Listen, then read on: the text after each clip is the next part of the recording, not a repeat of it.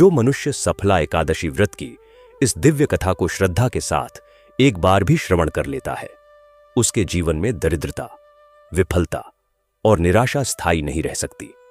दर्शक बंधु, आज का यह पावन क्षण कोई साधारण समय नहीं है। यह वह दुर्लभ अवसर है जब स्वयं भगवान श्री हरि विष्णु बिना बुलाए भक्त के जीवन में प्रवेश करते हैं और उसकी टूटी हुई आशाओं को नया बल प्रदान करते हैं। आज का यह शुभ दिन है सफला एकादशी, वह एकादशी जो असफलताओं को सफलता में और अंधकार को प्रकाश में बदल देने की अद्भुत शक्ति रखती है। शास्त्रों में वर्णित है कि सफला एकादशी केवल एक व्रत नहीं, बल्कि जीवन की दिशा बदल देने वाला आध्यात्मिक साधन है। जब मनुष्य निरंतर प्रयास के बाद भी असफलता का सामना करता है, जब भाग्य प्रतिकूल प्रतीत होता है और हर मार्ग बंद सा दिखाई देता है, तब सफला एकादशी का व्रत और उसकी कथा मनुष्य के भीतर सोई हुई आस्था को जागृत करती है। यह वह एकादशी है जो टूटे हुए आत्मविश्वास को फिर से खड़ा कर देती है। बहुत कम लोग यह जानते हैं कि सफला एकादशी का वास्तविक अर्थ केवल उपवास करना नहीं है। यह मन, विचार और कर्म की शुद्धि का पर्व है। यह धैर्य की परीक्षा है, विश्वास की साधना है और प्रभु के प्रति पूर्ण समर्पण का प्रतीक है। कहा जाता है कि इस दिन भगवान विष्णु अपने भक्त की पुकार को कभी अनसुना नहीं करते। जो भक्त सच्चे हृदय से इस एकादशी की कथा को सुनता है, उसके जीवन की पुरानी बाधाएं स्वयं मार्ग से हटने लगती हैं। उसके कष्ट धीरे धीरे ऐसे समाप्त होने लगते हैं जैसे सूर्य के उदय होते ही कोहरा लुप्त हो जाता है। दर्शक बंधु, यह कथा केवल सुनने के लिए नहीं है, यह अनुभव करने के लिए है। यह उन लोगों के लिए है जिनके भीतर पीड़ा का सागर उमड़ रहा है, जो भीतर से टूट चुके हैं और जिन्हें लगता है कि अब कोई समाधान शेष नहीं रहा।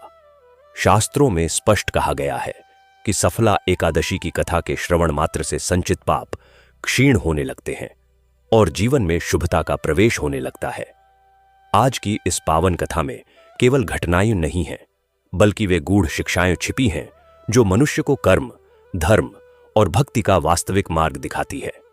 इसलिए इस कथा को शांत चित्त और पूर्ण श्रद्धा के साथ सुनिए। मन में किसी प्रकार का संदेह न रखें। संभव है कि यही कथा आपके जीवन की उस समस्या का उत्तर बन जाए जिसका समाधान आप वर्षों से खोजते आ रहे हैं। दर्शक बंधु, आगे बढ़ने से पहले एक अत्यंत महत्वपूर्ण बात जानना आवश्यक है। हमारे प्राचीन धर्म ग्रंथों, विशेष रूप से गरुड़ पुराण और विष्णु पुराण में स्पष्ट उल्लेख है कि एकादशी व्रत की कथा को बीच में छोड़ देना व्रत के पूर्ण फल से वंचित कर देता है। अधूरी कथा मन में श्रद्धा के स्थान पर संशय को जन्म देती है और यही संशय धीरे धीरे भक्ति को कमजोर कर देता है। एकादशी व्रत केवल भूखे रहने का नाम नहीं है। यह मन, वचन और कर्म तीनों की पवित्रता का संकल्प है। इसकी कथा उस व्रत की आत्मा होती है। जो व्यक्ति इस कथा को आरंभ से अंत तक श्रद्धा के साथ सुनता है, उसके जीवन से नकारात्मकता, विफलता और मानसिक पीड़ा स्वतः दूर होने लगती है। लेकिन जो इसे अधूरा छोड़ देता है, वह उस दिव्य संदेश को पूर्ण रूप से समझ नहीं पाता। इसलिए आप सभी से विनम्र अनुरोध है कि आज की इस सफला एकादशी व्रत कथा को अंत तक अवश्य सुने। यह केवल एक धार्मिक कथा नहीं, बल्कि जीवन का दर्पण है जिसमें आप अपने कर्मों, विचारों और आचरण का सत्य देख पाएंगे। संभव है कि इस कथा का कोई एक वाक्य, कोई एक प्रसंग आपके जीवन की वर्षों पुरानी बाधा को समाप्त कर दे। और दर्शक बंधु, यदि आप स्वयं को सच्चा सनातनी मानते हैं, यदि आपके हृदय में भगवान श्री हरि विष्णु के प्रति श्रद्धा है, तो यह आपका कर्तव्य बनता है कि इस पावन संदेश को दूसरों तक भी पहुंचाए। इसे अपने परिवार, मित्रों और प्रियजनों के साथ साझा करें ताकि वे भी इस व्रत के दिव्य प्रभाव को अनुभव कर सकें। इसलिए इस कथा को लाइक करें, इसे साझा करें और हमारे चैनल सनातन आराध्या को सब्सक्राइब अवश्य करें ताकि एकादशी व्रत, धर्म और जीवन की गूढ़ शिक्षाएं निरंतर आप तक पहुंचती रहे। तो आइए प्रभु श्री हरि विष्णु के नाम का स्मरण करते हुए पूर्ण श्रद्धा और विश्वास के साथ इस पावन सफला एकादशी व्रत कथा की शुभ शुरुआत करते हैं। बहुत समय पहले की बात है। एक राजेंद्रपुर नाम का गांव हुआ करता था। गांव बहुत सुंदर और हरियाली से भरा हुआ था। चारों तरफ हरे हरे खेत, उनमें लहलहाती फसलें, गांव के बीच से बहती एक नन्ही सी नदी, जिसका पानी इतना स्वच्छ था कि सीधे पिया जा सकता था। गांव के लोग साधारण थे, पर उनके हृदय बहुत बड़े थे। सुबह सुबह मंदिरों की घंटियां बज उठती और शाम को आरती की भक्तिपूर्ण धुनें पूरे गांव में गूंज उठती। ऐसे ही पवित्र गांव में रहता था एक हरिया नाम का मेहनती किसान। हरिया सचमुच अपने नाम के अनुरूप ही था, हरा भरा, मेहनत से भरा हुआ। सूरज निकलने से पहले ही उठ जाता, बैलों को जोतता और अपने खेतों में पसीना बहाता। उसकी धर्मपत्नी का नाम था रत्ना। जैसे हीरा किसी आभूषण की शोभा बढ़ाता है, वैसे ही रत्ना उस घर की शोभा थी। सादगी की मूर्ति, परिश्रम से भरी हुई। घर संभालना, खाना बनाना, बच्चों को संभालना और कभी कभी खेतों में भी हरिया का हाथ बंटाना। उनके 2 बेटे और एक बेटी थी। बड़ा बेटा राजू, जो कि शहर में रहकर पैसे कमाता था, पर उतने पैसे में तो शादी हो नहीं पाती थी। शहर की महंगाई में उसकी कमाई बस अपने गुजारे भर को ही पर्याप्त हो पाती थी। घर भेजने के लिए कुछ खास बचता नहीं था। छोटा बेटा महेश, वह हमेशा अपने पापा के काम में हाथ बटाया करता था। खेतों में, खलिहान में, मवेशियों की देखभाल में, हर जगह महेश अपने पिता का सहारा था। और उनकी बेटी उर्मिला तो जैसे भगवान विष्णु की परम भक्त बनकर ही इस संसार में आई थी। वह दिन भर भगवान विष्णु जी की पूजा में लगी रहती थी। सुबह स्नान करके मंदिर जाना, फूल चढ़ाना, आरती करना, भजन गाना, यही उसका नित्यक्रम था। घर के काम भी वह पूरी लगन से करती, पर उसका मन तो हर पल श्रीहरि के चरणों में ही रमा रहता। परिवार सुखी था, प्रेम से रहता था, पर एक चिंता ने उनके सुख के आकाश में बादल बनकर छाया रखा था। वह थी उर्मिला की शादी। उर्मिला की उम्र हो चुकी थी और एक अच्छा सा रिश्ता भी आ चुका था। लड़का भी अच्छा था, परिवार भी संपन्न था, पर हरिया के पास इतने पैसे न थे कि वह अपनी बेटी की शादी का खर्च उठा सके। दहेज तो वो देना ही नहीं चाहता था, पर शादी का बुनियादी खर्च, भोज, कपड़े, कुछ जरूरी सामान, इन सब के लिए भी काफी रकम चाहिए थी। राजू से जितने पैसे आते वो घर के रोजमर्रा के खर्च में ही खप जाते। खेत की आमदनी भी केवल गुजारा चलाने भर की थी। इसी कारण उन्होंने उर्मिला की शादी को रोक दिया था, टाल दिया था। यह बात उर्मिला के हृदय में एक कांटे की तरह चुभती थी, पर वह कभी अपने मां बाप के सामने इसकी शिकायत नहीं करती। वह समझती थी कि मेरे माता पिता मेरी खुशी के लिए ही तो चिंतित हैं। पर हरिया और रत्ना का हृदय टूटा जाता था जब वे देखते कि उनकी बेटी की उम्र बढ़ती जा रही है और वे उसके लिए कुछ नहीं कर पा रहे। एक दिन की बात है, पौष महीने का कृष्ण पक्ष चल रहा था। ठंड अपने चरम पर थी, कोहरे ने सब कुछ ढक रखा था। हरिया सुबह उठा और खेत की ओर चल दिया। आज गेहूं की बुआई का आखिरी दिन था।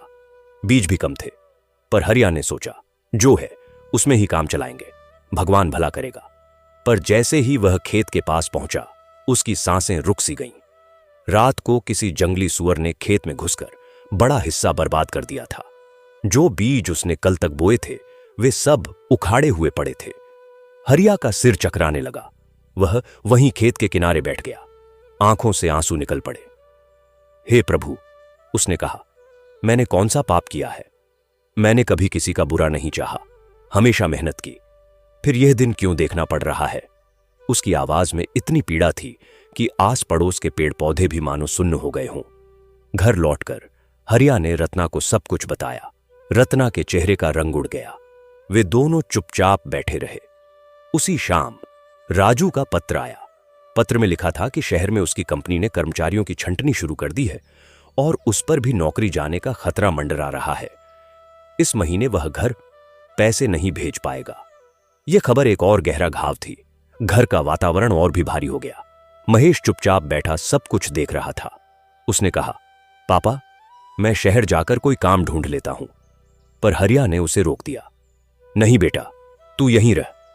तेरे बिना खेत की देखभाल कौन करेगा? हम सब मिलकर इस संकट से निकलेंगे। इन सब बातों से अनजान उर्मिला अपनी दिनचर्या में लगी हुई थी। उसने देखा कि घर में उदासी छाई हुई है। वह समझ गई कि कारण क्या है। उस रात वह अपने छोटे से पूजा घर में बैठी भगवान विष्णु से प्रार्थना कर रही थी। हे प्रभु, मेरे माता पिता की चिंता दूर करो, हमारे घर से यह गरीबी हटा दो। मैं तो कुछ नहीं चाहती, पर मेरे मां बाप का दुख देखा नहीं जाता। उसकी आंखें नम थीं। तभी उसकी नजर कैलेंडर पर पड़ी। उसमें लिखा था पौष कृष्ण एकादशी, सफला एकादशी। उर्मिला ने सुना था कि सफला एकादशी का व्रत बहुत फलदायी होता है, यह सभी मनोकामनाएं पूरी करती है। उसने ठान लिया कि वह यह व्रत पूरी श्रद्धा से करेगी। सफला एकादशी का दिन आया। उर्मिला ने सूर्योदय से पहले उठकर स्नान किया, साफ वस्त्र पहने और पूजा की तैयारी की। उसने दिन भर निर्जला व्रत रखने का संकल्प लिया था। पूरे दिन वह भगवान विष्णु के नाम का जप करती रही। एयुएम नमो भगवते वासुदेवाय। शाम को गांव के बुजुर्ग बाबा रामदास, जो कि धर्मगुरु थे, उन्होंने सफला एकादशी की कथा सुनानी शुरू की। पूरा गांव इकट्ठा हुआ। उर्मिला भी वहां गई। बाबा रामदास ने कथा सुनाई कि कैसे एक राजा महिध्वज के पुत्र चित्रसेन ने अपने पिता की हत्या का बदला लेने के लिए भी इस व्रत का पालन किया था, और कैसे भगवान विष्णु ने उसे दर्शन देकर न केवल उसके पाप धोए बल्कि उसे सभी सुख प्रदान किए। कथा में विष्णु जी के चमत्कारों का वर्णन था, कैसे वे भक्त की पुकार सुनकर उसके दुख हरने को तत्पर रहते हैं। उर्मिला ने पूरे मन से कथा सुनी। उसका हृदय भक्ति से भर गया। कथा समाप्त होने पर उसने प्रण किया कि वह अगले साल भी यह व्रत करेगी और तब तक नियमित पूजा करती रहेगी। समय बीतता गया। 1 साल पूरा हो गया। उर्मिला ने हर दिन भगवान विष्णु की पूजा की। घर की स्थिति में कोई खास सुधार नहीं हुआ था। खेत की फसल औसत रही। राजू की नौकरी तो बच गई थी, पर वह अभी भी ज्यादा पैसे नहीं भेज पा रहा था। उर्मिला की शादी का प्रश्न अभी भी अनुत्तरित था। फिर पौष मास आया। एक बार फिर सफला एकादशी का पावन दिन आ गया। उर्मिला ने पिछले साल से भी अधिक उत्साह के साथ व्रत रखा। पूरा दिन उपवास, जप, ध्यान। शाम को फिर कथा सुनने गई। कथा के बाद जब सभा समाप्त हुई और लोग चले गए तो उर्मिला मंदिर में ही बैठी रही। मंदिर का दिया टिमटिमा रहा था। भगवान विष्णु की मूर्ति पर चंदन का लेप चढ़ा था। वह प्रसन्न मुख कमल से मानो उर्मिला की ओर देख रहे थे। उर्मिला ने आंखें बंद की और पूरे हृदय से प्रार्थना की, हे प्रभु, हे जगतपालक, हे हरिरूप, हे विष्णु, आप सबके दुख हरने वाले हैं। आप ही हैं जो शरणागत की रक्षा करते हैं। मैं आपकी एक छोटी सी भक्त हूं। मेरे पास कुछ नहीं है, केवल आपके प्रति अगाध श्रद्धा है। हे प्रभु, कब आप हमारे घर की गरीबी, कष्ट, पीड़ा हरोगे? हे हरिरूप, हे विष्णु, हमें इस गरीबी से मुक्त करोगे। मेरे पिता दिन रात मेहनत करते हैं पर फसल नहीं होती। मेरे भाई की कमाई बमुश्किल गुजारा चलाती है। मेरी मां का हृदय टूटा जा रहा है और मैं तो बस यही चाहती हूं कि मेरे माता पिता सुखी रहें। प्रभु, आपकी लीला अपरंपार है। आप एक पल में राजा को रंक और रंक को राजा बना सकते हो। मैं कुछ नहीं मांगती, केवल इतना कि मेरे परिवार के चेहरों पर फिर से मुस्कान लौट आए। उर्मिला की आंखों से आंसू की धारा बह निकली। वह इतनी गहन भावावस्था में थी कि उसे आसपास का होश ही न रहा। तभी एक अद्भुत घटना घटी। मंदिर में अचानक एक दिव्य प्रकाश फैल गया। घी का दिया और तेज से जलने लगा। सुगंधित हवा के झोंके महसूस हुए। उर्मिला ने आंखें खोलीं तो देखा कि भगवान विष्णु की मूर्ति से प्रकाश निकल रहा है। उसने विश्वास नहीं किया, अपनी आंखें मलीं, पर प्रकाश और तेज हो गया। तभी एक मधुर दिव्य आवाज उसके कानों में गूंजी, जैसे कोई शंखध्वनि और वीणा का मिलाजुला स्वर हो। उर्मिला, मेरी प्रिय भक्त, तेरी भक्ति से मैं प्रसन्न हूं। तेरे हृदय की पीड़ा मैंने सुनी है। जिस सच्चे मन से तूने मेरी आराधना की है वह मेरे हृदय को छू गई है। तेरा विश्वास अटूट है और एक अटूट विश्वास कभी निष्फल नहीं जाता। सुन, मैं तुझे एक कथा सुनाता हूं। इस कथा को सुनकर तुझे धैर्य और विश्वास मिलेगा। उर्मिला ने आंखें बंद कर लीं। उसका मन पूरी तरह शांत हो गया। भगवान विष्णु की वह दिव्य आवाज उसे एक और लोक, एक और युग में ले गई। बहुत पुरानी बात है। द्वापर युग के अंतिम दिनों की। एक गांव था, वृंदावन से कुछ दूर। वहां एक बहुत ही गरीब ब्राह्मण रहता था जिसका नाम था सुदामा। सुदामा की दशा तेरे घर से भी ज्यादा दयनीय थी। उसके पास खाने के लिए दाने नहीं होते थे, पहनने के लिए ठीक से कपड़े नहीं होते थे। उसकी झोपड़ी टपकती थी। पर सुदामा के पास एक अनमोल धन था, उसकी भक्ति और उसका एक मित्र। और वह मित्र था स्वयं श्री कृष्ण, जो इस समय द्वारिका के राजा थे।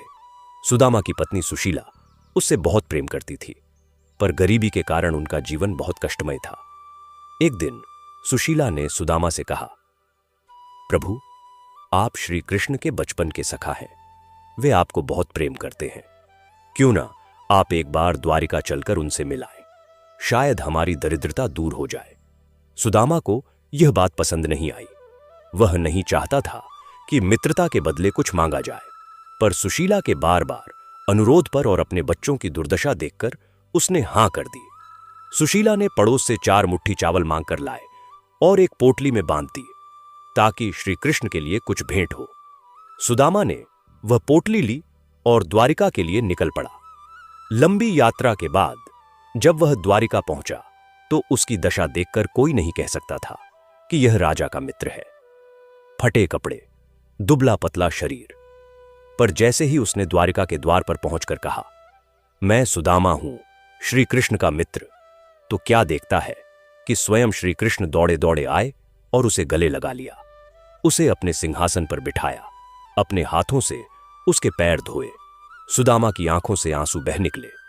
उसने वह चावलों की पोटली छुपाने की कोशिश की, पर श्री कृष्ण ने छीन ली और बड़े प्रेम से चावल खाए। सुदामा कुछ दिन वहां रहा। श्री कृष्ण ने उसकी खूब सेवा की, पर सुदामा ने अपनी गरीबी का जिक्र तक नहीं किया। जब वह लौटने लगा तो श्री कृष्ण ने उसे विदा किया, पर कुछ देने की बात नहीं की। सुदामा वापस चल पड़ा। रास्ते में उसने सोचा, अच्छा हुआ मैंने कुछ नहीं मांगा। मित्रता तो निस्वार्थ होनी चाहिए। पर जब वह अपने गांव के पास पहुंचा तो उसने क्या देखा? वहां उसकी टूटी झोपड़ी की जगह एक सुंदर महल खड़ा था।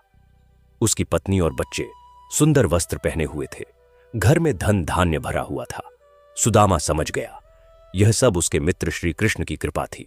उन्होंने सब कुछ दे दिया था, बिना मांगे ही, क्योंकि भगवान अपने भक्त का हृदय पढ़ लेते हैं। वे जानते हैं कि उनके भक्त को किस चीज की जरूरत है और वह उसे दे देते हैं, वह भी ऐसे कि भक्त का अहंकार भी न टूटे। दिव्य आवाज थम गई। उर्मिला को लगा जैसे कोई उसके सिर पर हाथ फेर रहा है। वह आवाज फिर गूंजी, उर्मिला देख, सुदामा ने कुछ नहीं मांगा, फिर भी सब कुछ पा लिया। तूने मुझसे कुछ नहीं मांगा, केवल अपने परिवार की खुशी मांगी है। तेरी निस्वार्थ भक्ति मुझे बहुत प्रिय है। धैर्य रख, तेरे घर का कष्ट जल्द ही दूर होगा। जैसे सुदामा के घर लौटते ही उसकी दरिद्रता मिट गई, वैसे ही तेरे घर में भी शीघ्र ही समृद्धि आएगी। केवल विश्वास बनाए रख। प्रकाश धीरे धीरे मंद पड़ने लगा। उर्मिला ने आंखें खोली। मंदिर में सब कुछ सामान्य था। दिया टिमटिमा रहा था, पर उर्मिला के हृदय में एक अद्भुत शांति और विश्वास भर गया था। वह घर लौटी। उस रात उसे गहरी नींद आई। अगले दिन से ही चमत्कारिक घटनाएं होनी शुरू हुईं। हरिया सुबह उठा तो देखा कि उसका एक बैल, जो कई दिनों से बीमार चल रहा था, पूरी तरह स्वस्थ हो गया है और जोर जोर से रंभा रहा है। रत्ना ने अनाज का बर्तन खोला तो देखा कि कल जो अनाज खत्म होने वाला था, वह आज आधा भरा हुआ है। उन्होंने इसे संयोग माना, पर अगले हफ्ते हरिया को खेत में काम करते हुए एक पुराना घड़ा मिला। जब उसने उसे खोदकर निकाला तो देखा कि उसमें पुराने सिक्के भरे हुए हैं। सोने चांदी के नहीं, पर पुराने तांबे के सिक्के, जो प्राचीन और मूल्यवान थे। हरिया ने उन्हें शहर ले जाकर एक पुरातत्व विशेषज्ञ को दिखाया तो पता चला कि वे काफी कीमती हैं। उन्हें बेचकर हरिया को एक अच्छी रकम मिल गई। इसी बीच शहर से राजू का तार आया। तार में लिखा था कि उसकी कंपनी में उसे अचानक प्रमोशन मिल गया है और उसकी तनख्वाह दुगनी हो गई है। वह अगले महीने से अधिक पैसे घर भेज पाएगा। हरिया और रत्ना की आंखों में आंसू आ गए। यह सब संयोग नहीं हो सकता था। उन्होंने उर्मिला को देखा जो मुस्कुरा रही थी। उन्हें एहसास हुआ कि उनकी बेटी की भक्ति ने भगवान को प्रसन्न कर लिया है। अब उर्मिला की शादी की तैयारियां शुरू हो गईं। नए सिरे से रिश्ते की बात चली। लड़का और उसका परिवार अभी भी तैयार था। हरिया के पास अब पर्याप्त पैसे थे। शादी का दिन तय हुआ। शादी से कुछ दिन पहले गांव के मुखिया ने हरिया को बुलाया। उन्होंने कहा कि सरकार की एक नई योजना के तहत हरिया जैसे छोटे किसानों को बीज और खाद सब्सिडी पर मिलेगी। साथ ही एक निश्चित मूल्य पर फसल खरीदने की गारंटी होगी। यह खबर हरिया के लिए वरदान से कम नहीं थी। शादी का दिन आ गया। पूरा गांव उत्सव में शामिल हुआ। उर्मिला दुल्हन के रूप में अत्यंत सुंदर लग रही थी। विदाई के समय उर्मिला ने अपने माता पिता के चरण छुए। हरिया और रत्ना की आंखें नम थीं, पर अब दुख के नहीं, खुशी के आंसू थे। जब उर्मिला पालकी में बैठने लगी, तभी आकाश में बादल छा गए और हल्की हल्की फुहार पड़ने लगी। गांव के बुजुर्ग बाबा रामदास ने कहा, देखो, स्वयं इंद्रदेव आशीर्वाद देने आए हैं। भगवान विष्णु की कृपा से इस घर पर सदैव अन्न धन की वर्षा होती रहेगी। उर्मिला की शादी के बाद हरिया का परिवार धीरे धीरे समृद्ध होता गया। राजू की नौकरी अच्छी चल निकली। महेश ने नए तरीकों से खेती शुरू की और फसल अच्छी हुई। हरिया और रत्ना अब निश्चिंत थे। पर सबसे बड़ा बदलाव यह हुआ कि पूरा गांव ही उर्मिला की भक्ति से प्रभावित हुआ। अब गांव के हर घर में सफला एकादशी का व्रत किया जाने लगा। भगवान विष्णु के मंदिर में रोज सैकड़ों लोग पूजा करने आते। गांव का नाम राजेंद्रपुर से भक्तिपुर पड़ गया। उर्मिला अपने ससुराल में भी अपनी दिनचर्या जारी रखती। उसने अपने नए परिवार को भी भक्ति का पाठ पढ़ाया और कहते हैं कि जिस घर में सच्चे मन से भगवान विष्णु की पूजा होती है, वहां कभी दरिद्रता का वास नहीं होता। वह घर सदैव सुख समृद्धि से भरा रहता है। इस तरह उर्मिला की शादी के साथ ही राजेंद्रपुर गांव का वातावरण ही बदल गया। मानो प्रभु की कृपा की वर्षा ने सारी उदासी के धूल कणों को बहा दिया हो। पर भाइयों और बहनों, कहानी यहीं खत्म नहीं होती, क्योंकि जहां सच्ची भक्ति का बीज पड़ता है, वहां उसकी जड़ें और गहरी होती चली जाती हैं। उसकी शाखाएं दूर दूर तक फैलती हैं और उसके फल असंख्य लोगों के जीवन को मिठास से भर देते हैं। तो आइए अब हम देखते हैं कि उर्मिला के विदा होने के बाद उसके मायके और ससुराल में क्या क्या हुआ और कैसे एक छोटे से गांव की यह कथा दूसरे गांवों, दूसरे लोगों के लिए प्रेरणा का स्रोत बन गई। उर्मिला जब अपने ससुराल पहुंची तो वह गांव भी राजेंद्रपुर से कोई बहुत दूर नहीं था। नाम था शिवगढ़। शिवगढ़ भी एक सुंदर गांव था, पर वहां के लोग थोड़े अलग स्वभाव के थे। जहां राजेंद्रपुर में भक्ति और सामुदायिकता का भाव प्रबल था, वहीं शिवगढ़ के लोग अधिक व्यावसायिक और व्यस्त रहते थे। उर्मिला के ससुर श्री नारायण दास एक छोटी सी किराना दुकान चलाते थे। ईमानदार और सीधे सादे इंसान थे। सास माता शारदा देवी थोड़ी कठोर स्वभाव की थीं, पर दिल से अच्छी थीं। पति रमेश एक स्कूल में शिक्षक थे, शांत और विद्वान।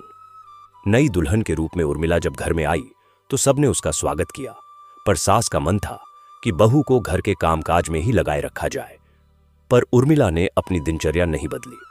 वह सुबह 4 बजे उठ जाती, स्नान करके अपने कमरे में ही भगवान विष्णु की एक छोटी सी प्रतिमा के सामने बैठकर पूजा अर्चना शुरू कर देती।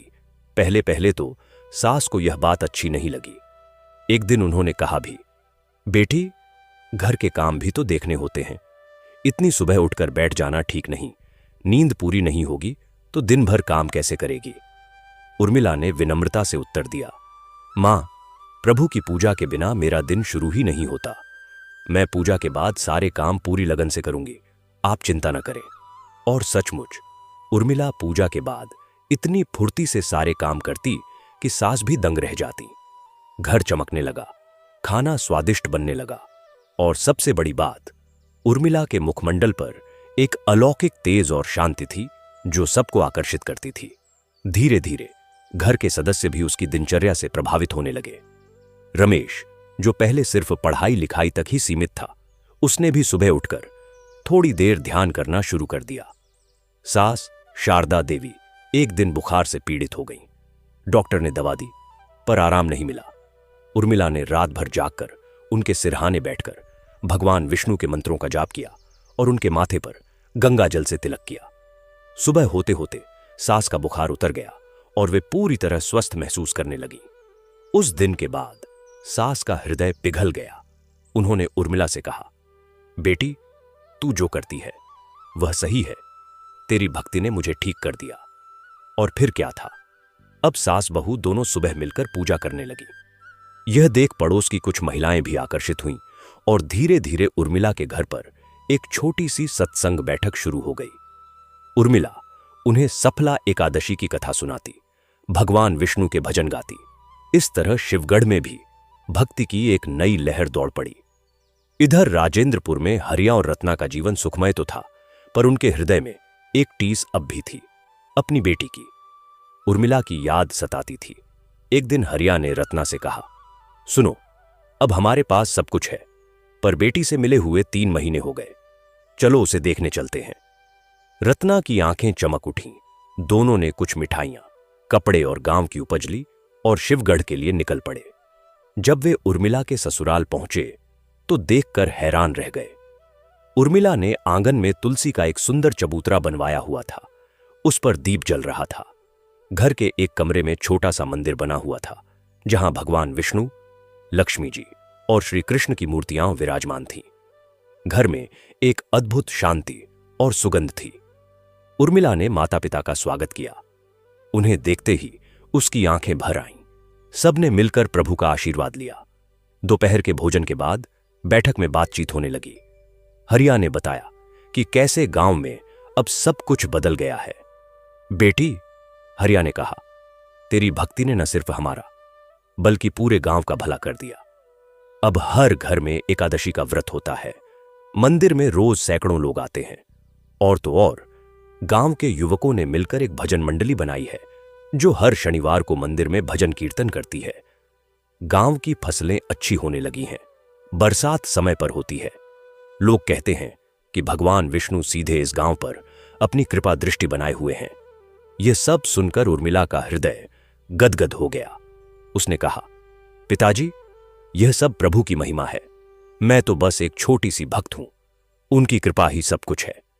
रत्ना ने उर्मिला को गले लगाते हुए कहा, तेरी पूजा का फल हम सब भोग रहे हैं बेटी, पर एक बात बताओ, क्या तुझे यहां सब कुछ अच्छा लगता है? कोई तकलीफ तो नहीं? उर्मिला मुस्कुराई। मां, यहां सब मुझे प्यार करते हैं। मेरे पति और सास ससुर बहुत अच्छे हैं और मैं तो प्रभु की पूजा करती हूं। फिर किसी चीज की कमी कैसे हो सकती है? प्रभु तो सबके हृदय में बसते हैं। यह सुनकर हरिया और रत्ना की आंखों में फिर से आंसू आ गए, पर अब वे संतुष्टि के आंसू थे।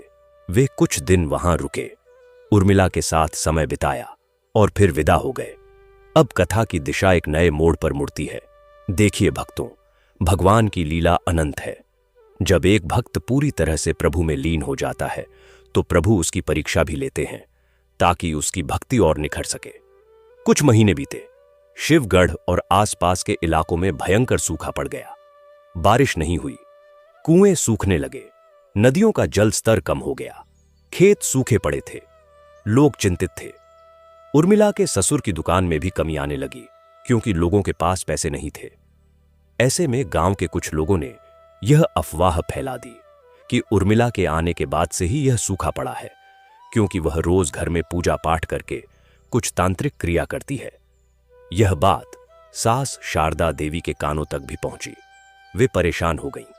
एक दिन उन्होंने उर्मिला से कहा, बेटी, गांव में लोग क्या क्या बातें कर रहे हैं, सुनती हो? कह रहे हैं कि तेरी पूजा के कारण देवता नाराज हैं और बारिश नहीं हो रही। उर्मिला के हृदय को गहरा आघात लगा, पर उसने धैर्य नहीं खोया। उसने सास के चरण छुए और कहा, मां, लोगों को मेरे बारे में कुछ भी कहने दीजिए। प्रभु सब जानते हैं। और यह सूखा, यह प्राकृतिक विपदा है। इसे झूठे आरोपों से जोड़ना ठीक नहीं। मैं प्रभु से प्रार्थना करती हूं कि वे जल्द ही बारिश करें और सबकी पीड़ा दूर करें। उसी रात उर्मिला ने एक विशेष प्रार्थना की। उसने भगवान विष्णु से विनती की, हे प्रभु, अगर मेरी भक्ति से कोई अप्रसन्न है तो कष्ट मुझे मिले, इन निर्दोष लोगों को नहीं। कृपया इस गांव पर बारिश की कृपा करें। मैं व्रत रखती हूं, जब तक बारिश नहीं होगी तब तक अन्न जल ग्रहण नहीं करूंगी। उसने निर्जल व्रत का संकल्प लिया। दूसरे दिन से ही उर्मिला ने पूरा दिन भगवान विष्णु का जाप करते हुए बिताया। वह केवल थोड़ा सा जल पीती। तीसरे दिन गांव के एक बुजुर्ग, जो कि उर्मिला की भक्ति से प्रभावित थे, उन्होंने गांव वालों को इकट्ठा किया और कहा, तुम लोग अनजान हो। यह बेटी तो पूरी तरह से भगवान में लीन है। इसे दोष देना पाप है। हम सबको मिलकर भगवान से प्रार्थना करनी चाहिए। उर्मिला की सास ने भी गांव वालों को इकट्ठा किया और कहा, तुम लोग अनजान हो। यह बेटी तो पूरी तरह से भगवान में लीन है। इसे दोष देना पाप है। हम सबको मिलकर भगवान से प्रार्थना करनी चाहिए। उर्मिला की सास ने भी गांव वालों को इकट्ठा किया और को समझाया कि उनकी बहू कितनी पवित्र है। धीरे धीरे लोगों का हृदय परिवर्तन हुआ। उर्मिला के व्रत के 5वें दिन एक अद्भुत घटना घटी। गांव के बाहर एक पुराना सूखा हुआ कुआं था जिसका पानी सालों पहले ही सूख गया था। उर्मिला सुबह पूजा करके वहां गई और प्रार्थना करने लगी। तभी कुएं के अंदर से एक तेज प्रकाश निकलने लगा। गांव वाले वहां जमा हो गए। उर्मिला ने कहा, भाइयों, यह कुआं फिर से भर सकता है अगर हम सच्चे मन से प्रभु को याद करें। सबने मिलकर भगवान विष्णु के नाम का जाप शुरू किया और तब चमत्कार हुआ। कुएं के तल से स्वच्छ ठंडा पानी उफनाने लगा और कुछ ही देर में कुआं लबालब भर गया। लोग हैरान रह गए। उन्होंने उर्मिला के चरण पकड़ लिए और क्षमा मांगी। और फिर जैसे प्रभु की कृपा का प्रतीक हो, आकाश में काले बादल छा गए और मूसलाधार बारिश शुरू हो गई। सारा गांव खुशी से झूम उठा। सूखे का संकट टल गया। उर्मिला के व्रत और भक्ति ने न सिर्फ बारिश करवाई बल्कि पूरे गांव के लोगों के हृदय में भक्ति की वर्षा भी कर दी। इस घटना के बाद तो शिवगढ़ में उर्मिला का सम्मान और बढ़ गया। अब वह सिर्फ एक बहू नहीं बल्कि गांव की आध्यात्मिक मार्गदर्शक बन गई। उसने गांव में एक छोटा सा भजन कीर्तन का समूह बनाया। औरतें और मर्द सब इसमें शामिल होने लगे। उसने लोगों को समझाया कि भगवान की भक्ति के साथ साथ पर्यावरण का ध्यान रखना भी जरूरी है। उसके प्रयासों से गांव में पेड़ लगाए गए, कुएं साफ किए गए। अब शिवगढ़ भी एक हरा भरा खुशहाल गांव बन गया। समय बीतता गया। एक दिन उर्मिला को खबर मिली कि उसके भाई महेश की शादी तय हुई है। वह खुशी से उछल पड़ी। शादी राजेंद्रपुर में होनी थी। उर्मिला अपने पति रमेश और सास ससुर के साथ शादी में शामिल होने पहुंची। राजेंद्रपुर पहुंचकर उसे लगा जैसे वह स्वर्ग में आ गई हो। गांव इतना सुंदर हो गया था। हर घर के आंगन में तुलसी, हर गली में रंगोली, हर मुख पर मुस्कान। महेश की शादी बड़ी धूमधाम से हुई। उस दिन हरिया और रत्ना का हृदय गर्व और खुशी से भरा हुआ था। उन्होंने देखा कि उनके दोनों बेटे अच्छे हैं, बेटी सुखी है और उनका नाम पूरे इलाके में एक ऐसे परिवार के रूप में फैल गया है जिस पर भगवान विष्णु की विशेष कृपा है।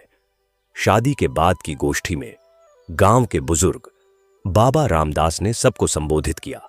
उन्होंने कहा, देखो भाइयों, यह उर्मिला की भक्ति का ही प्रताप है कि आज यह गांव इतना समृद्ध और सुखी है। पर याद रखो, भक्ति का मतलब सिर्फ मंदिर में पूजा करना नहीं है। भक्ति है तो हर काम में ईमानदारी, हर इंसान के प्रति प्रेम और प्रकृति के प्रति सम्मान। उर्मिला ने यही सिखाया है। और आज मैं एक बात और बताना चाहता हूं। जिस दिन उर्मिला ने सफला एकादशी पर व्रत किया था और भगवान से प्रार्थना की थी, उस रात मैंने स्वप्न देखा था। स्वप्न में भगवान विष्णु प्रकट हुए और उन्होंने कहा, रामदास, उर्मिला की भक्ति से मैं अत्यंत प्रसन्न हूं। मैं इस गांव की 7 पीढ़ियों तक रक्षा करूंगा। जो भी इस गांव में सच्चे मन से मेरा नाम लेगा, उसके सारे कष्ट दूर होंगे। तो भाइयों, यह है भक्ति की शक्ति। यह सुनकर सभा में बैठे हर व्यक्ति की आंखें नम हो गईं। उर्मिला ने अपना सिर झुका लिया। वह स्वयं को इस योग्य नहीं समझती थी, पर भगवान की कृपा तो बिना किसी योग्यता के ही होती है। बस श्रद्धा चाहिए। अब कथा का विस्तार और भी गहराई में जाता है। देखिए, जब एक आत्मा पूरी तरह से प्रभु में विलीन हो जाती है तो उसके आसपास का वातावरण ही पवित्र हो जाता है। उर्मिला अब 2 गांवों की संपत्ति बन चुकी थी। लोग दूर दूर से उसके दर्शन करने और आशीर्वाद लेने आते थे। पर उर्मिला हमेशा यही कहती, मैं कौन होती हूं आशीर्वाद देने वाली? आशीर्वाद तो भगवान विष्णु देते हैं, आप उनकी शरण लीजिए। उसने कभी भी अपने लिए कुछ नहीं मांगा, न अपने परिवार के लिए। वह तो बस भगवान का नाम जपती रहती और दूसरों को भक्ति का मार्ग दिखाती।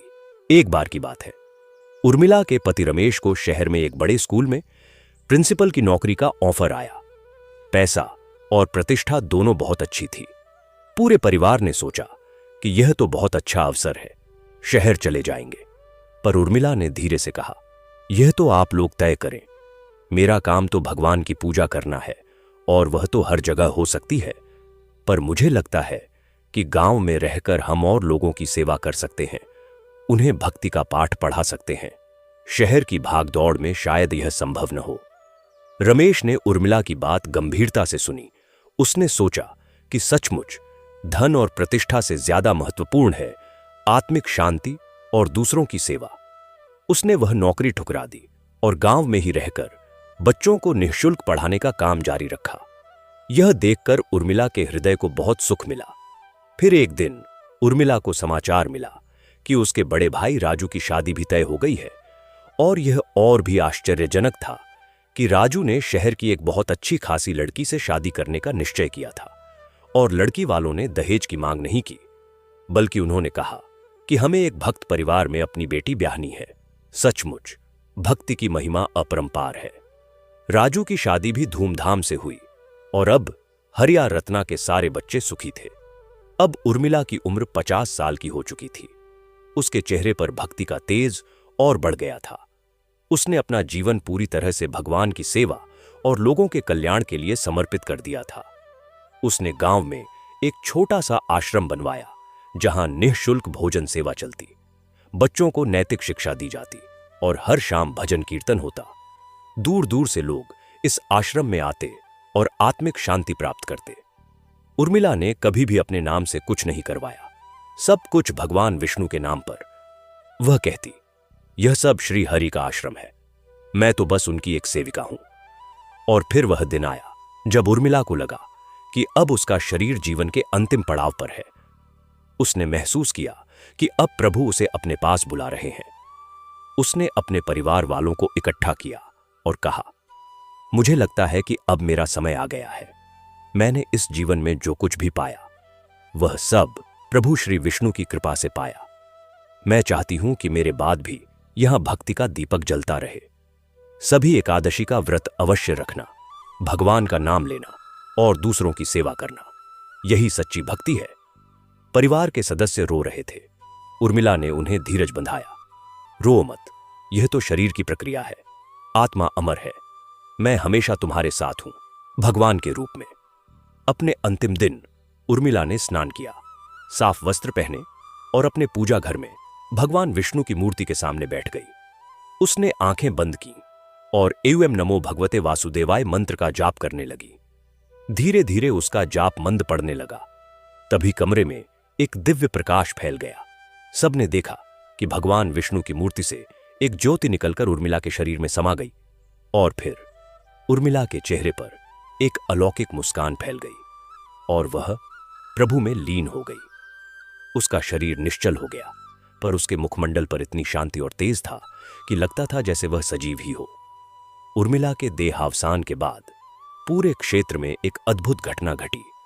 उस वर्ष पौष मास में सफला एकादशी के दिन राजेंद्रपुर और शिवगढ़ दोनों गांवों में भारी बारिश हुई और बारिश के साथ ही आकाश से फूलों की वर्षा हुई। लोगों ने इसे दिव्य चिन्ह माना।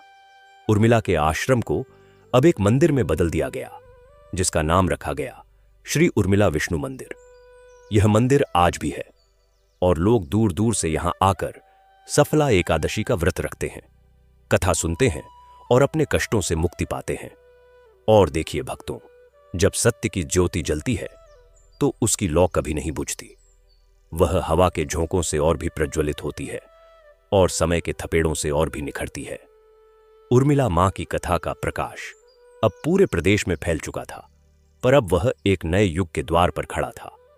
आनंद के बाद अब मंदिर की बागडोर उसके पुत्र विवेक के हाथों में आई। विवेक ने प्रबंधन और प्रौद्योगिकी में उच्च शिक्षा प्राप्त की थी, पर उसका हृदय उसी तरह भक्ति से ओतप्रोत था जैसे उसके पूर्वजों का रहा था। विवेक ने देखा कि दुनिया तेजी से बदल रही है। लोगों की जीवन शैली, उनकी चिंताएं, उनके संघर्ष नए रूप ले रहे हैं। ऐसे में मंदिर का दायित्व केवल पूजा अर्चना तक सीमित नहीं रह सकता था। विवेक ने सोचा कि उर्मिला मां की भक्ति का सार तो सेवा और करुणा है और इस युग में सेवा के नए नए रूप हो सकते हैं। उसने सबसे पहले मंदिर परिसर में एक मानसिक स्वास्थ्य केंद्र की स्थापना की। आज के दौर में तनाव, चिंता, अवसाद जैसी समस्याएं बहुत बढ़ गई थीं। विवेक ने योग्य मनोचिकित्सकों और परामर्शदाताओं की एक टीम बनाई जो निःशुल्क परामर्श देती, साथ ही ध्यान और आध्यात्मिक सत्रों के माध्यम से लोगों को मानसिक शांति दिलाने का प्रयास किया। इस केंद्र ने नौजवानों को विशेष रूप से आकर्षित किया, जो नौकरी, करियर और रिश्तों के दबाव में घुटन महसूस कर रहे थे। एक युवक जो गहरे अवसाद में था, वह यहां आया।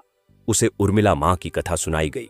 उसे कहा गया कि जिस तरह उर्मिला मां ने हर विपदा में भगवान पर विश्वास नहीं छोड़ा, उसी तरह तुम भी अपने अंदर की शक्ति पर भरोसा रखो।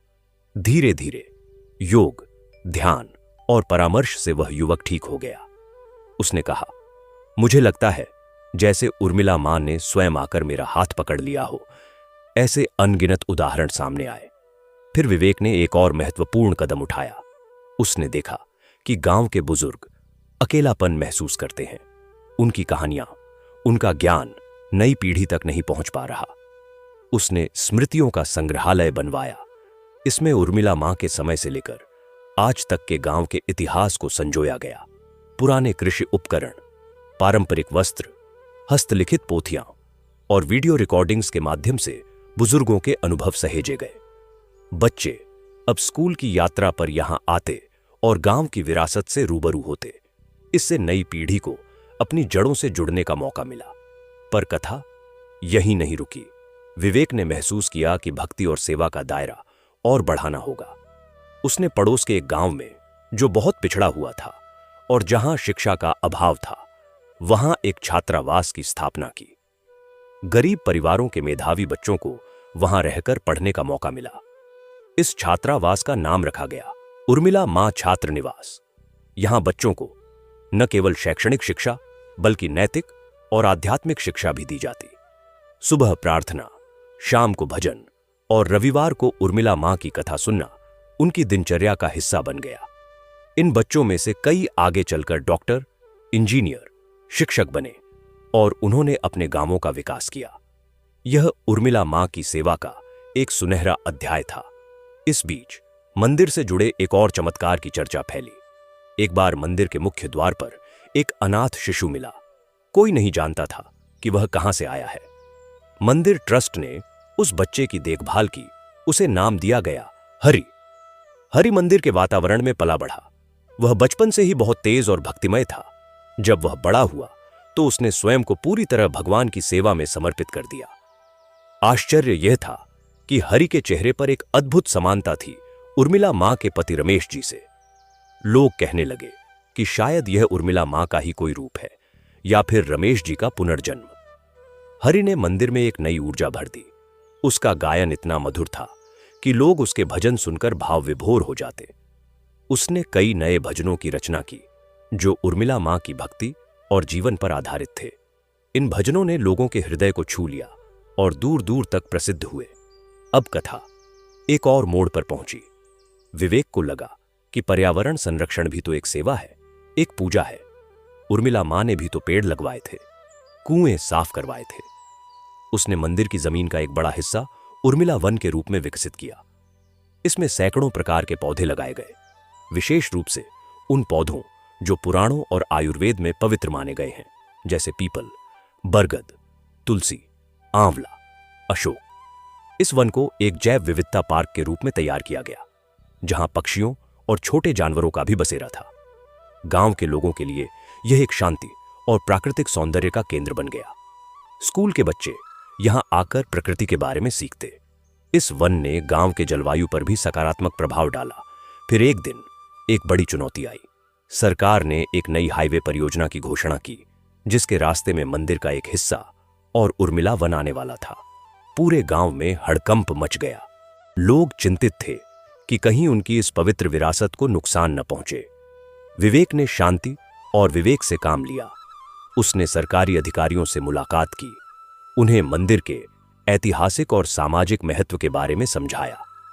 उसने एक जन जागरण अभियान चलाया, जिसमें हजारों लोगों ने हस्ताक्षर किए और शांतिपूर्ण रैलियां निकाली।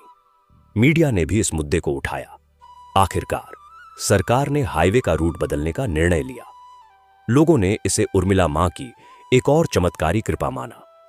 उनका विश्वास और दृढ़ हुआ कि जो सच्ची भक्ति और नेक काम में लगा होता है, उसकी रक्षा स्वयं भगवान करते हैं। इस घटना के बाद मंदिर की ख्याति और बढ़ गई। अब यह केवल एक धार्मिक स्थल नहीं, बल्कि सामाजिक पर्यावरणीय आंदोलन का प्रतीक बन गया। देश विदेश से लोग यहां आने लगे, न सिर्फ दर्शन के लिए बल्कि इस मॉडल को समझने और अपने क्षेत्रों में लागू करने के लिए। विवेक ने एक ग्रामीण विकास प्रशिक्षण केंद्र शुरू किया, जहां अन्य गांवों के लोग आकर सीख सकते थे कि कैसे धर्म, शिक्षा, स्वास्थ्य और पर्यावरण को एक सूत्र में पिरोकर समग्र विकास किया जा सकता है। और फिर उर्मिला मां की कथा ने एक साहित्यिक रूप ले लिया। एक प्रसिद्ध लेखक जो अपने जीवन में आध्यात्मिक शांति की तलाश में भटक रहे थे, वे इस मंदिर आए। उन्होंने यहां के वातावरण, लोगों की आस्था और उर्मिला मां की कथा से प्रभावित होकर एक उपन्यास लिखा, एक आस्था का अमर वृक्ष। यह उपन्यास बहुत लोकप्रिय हुआ और इसने मंदिर की कथा को घर घर तक पहुंचा दिया। इस उपन्यास के बाद एक फिल्म निर्माता ने भी उर्मिला मां के जीवन पर एक धारावाहिक बनाने का निश्चय किया। इस धारावाहिक ने टेलीविजन पर अभूतपूर्व लोकप्रियता प्राप्त की और करोड़ों लोगों के हृदय को छू लिया। इससे उर्मिला मां की भक्ति का संदेश देश के कोने कोने में पहुंचा। अब मंदिर की गतिविधियां इतनी व्यापक हो गई थीं कि उनका प्रबंधन एक चुनौती थी। विवेक ने एक पारदर्शी और व्यवस्थित प्रबंधन तंत्र विकसित किया, जिसमें कई समितियां बनाई गईं: शिक्षा समिति, स्वास्थ्य समिति, पर्यावरण समिति, सांस्कृतिक समिति। हर समिति में गांव के विश्वसनीय और योग्य लोग थे। हर महीने एक सामान्य सभा होती, जिसमें हर काम की समीक्षा होती और आगे की योजना बनती। इस तरह मंदिर अब पूरी तरह से समुदाय द्वारा संचालित एक संस्था बन गया। पर इन सब के बीच मंदिर का आध्यात्मिक केंद्र बिल्कुल अछूता रहा। वहां का वातावरण आज भी वैसा ही पवित्र और शांत था। सुबह 4 बजे की मंगल आरती, दिन भर का जप तप और शाम की आरती में भक्तों की भीड़, यह सिलसिला निर्बाध चल रहा था। सफला एकादशी का उत्सव अब एक राष्ट्रीय आयोजन बन गया था, जिसमें सरकारी अवकाश रहता और लाखों लोग आते। इस दिन मंदिर परिसर में एक विशाल यज्ञ का आयोजन होता, जिसमें सैकड़ों विद्वान पंडित वेद मंत्रों का उच्चारण करते। इस यज्ञ का प्रसाद दूर दूर तक भेजा जाता और लोग इसे अमृत समान मानते। और फिर एक ऐसी घटना हुई जिसने सभी को चौंका दिया। मंदिर के पास एक बहुत बूढ़ी महिला रहती थी, माता यशोदा। वे 100 साल से अधिक उम्र की थीं और उर्मिला मां को अपने बचपन में देख चुकी थीं। एक दिन उन्होंने विवेक को बुलाया और कहा, बेटा, मेरे पास उर्मिला मां की एक स्मृति है। उन्होंने एक पुराना सफेद कपड़ा निकाला, जिसमें कुछ सूखे फूल और एक पीतल की सिकड़ी लिपटी हुई थी। उन्होंने बताया कि जब उर्मिला मां की शादी हुई थी, तो उन्होंने गांव की हर बच्ची को यह सिकड़ी और फूल दिए थे आशीर्वाद के तौर पर। मैंने इसे अपने पास रख लिया था, माता यशोदा ने कहा, और आज तक संभाल कर रखा है। अब मेरा समय आ गया है, यह तुम्हें सौंपती हूं। कुछ दिन बाद माता यशोदा का स्वर्गवास हो गया। विवेक ने उस सिकड़ी और फूलों को मंदिर के संग्रहालय में एक विशेष स्थान दिया। लोग उसे देखने आते और मानते कि यह सिर्फ एक सिकड़ी नहीं, बल्कि आशीर्वाद का प्रतीक है। समय बीतता गया। विवेक अब वृद्ध हो चला था। उसने अपने पुत्र ऋषभ को मंदिर की जिम्मेदारी सौंपी। ऋषभ ने विज्ञान और अध्यात्म के समन्वय पर जोर दिया। उसने मंदिर में एक शोध केंद्र स्थापित किया, जहां प्राचीन आयुर्वेदिक जड़ी बूटियों, योग के वैज्ञानिक प्रभावों और भक्ति के मनोवैज्ञानिक लाभों पर शोध होता। इस शोध केंद्र ने कई महत्वपूर्ण निष्कर्ष निकाले, जिन्हें अंतर्राष्ट्रीय स्तर पर मान्यता मिली। इससे मंदिर की प्रतिष्ठा एक आध्यात्मिक केंद्र से आगे बढ़कर एक ज्ञान विज्ञान के केंद्र के रूप में स्थापित हुई। और आज जब हम इस कथा को सुन रहे हैं, तब श्री उर्मिला विष्णु मंदिर एक जीवित परंपरा, एक सांस लेती हुई संस्था है। यह केवल ईंट पत्थर का ढांचा नहीं, बल्कि लाखों हृदयों में बसा हुआ विश्वास है। उर्मिला मां की कथा अब एक कथा नहीं रही, बल्कि एक जीवन दर्शन बन गई है कि सच्ची भक्ति स्वार्थ रहित सेवा है, कि विश्वास हर अंधकार को मिटा सकता है, कि प्रभु की कृपा उन पर हमेशा बरसती है जो निष्काम भाव से उनकी शरण में आते हैं। और भक्तों, जब हमने कथा के उस पड़ाव पर विराम दिया था जहां ऋषभ के नेतृत्व में मंदिर एक ज्ञान विज्ञान के केंद्र के रूप में विकसित हो रहा था, तब हमने सोचा था कि यह कथा अपने शिखर पर पहुंच चुकी है। परंतु प्रभु की लीलाएं अनंत हैं और भक्ति की गाथा कभी समाप्त नहीं होती। अब हम उस कथा को और गहराई में ले चलते हैं, उन सूक्ष्म तंतुओं तक जहां आस्था का एक एक रेशा जीवन के ताने बाने में इस तरह गुथ गया है कि उसे अलग कर पाना असंभव है। देखिए, ऋषभ ने जिस शोध केंद्र की नींव रखी थी, वह अब एक अंतर्राष्ट्रीय ख्याति प्राप्त संस्थान बन चुका था, जहां दुनिया भर के विद्वान आध्यात्मिकता और विज्ञान के समन्वय पर शोध करने आते थे। पर एक दिन एक ऐसी घटना घटी जिसने सबकी सोच को बदल कर रख दिया। शोध केंद्र में कार्यरत एक युवा वैज्ञानिक डॉक्टर अरविंद ने एक प्रयोग के दौरान पाया कि मंदिर के मुख्य गर्भगृह के आस एक पास का वातावरण एक विशेष प्रकार की ऊर्जा से भरा हुआ है, जिसे उनके उपकरण माप पा रहे थे। यह ऊर्जा सामान्य विद्युत चुंबकीय तरंगों से भिन्न थी, और जब भी मंदिर में भजन कीर्तन या सामूहिक प्रार्थना होती, इस ऊर्जा का स्तर बढ़ जाता। डॉक्टर अरविंद ने अपने निष्कर्षों को एक शोध पत्र में प्रकाशित किया, जिसने वैज्ञानिक समुदाय में हलचल मचा दी। कई लोगों ने इसे अंधविश्वास कहा, पर कुछ जिज्ञासु वैज्ञानिक स्वयं जांच करने मंदिर आए।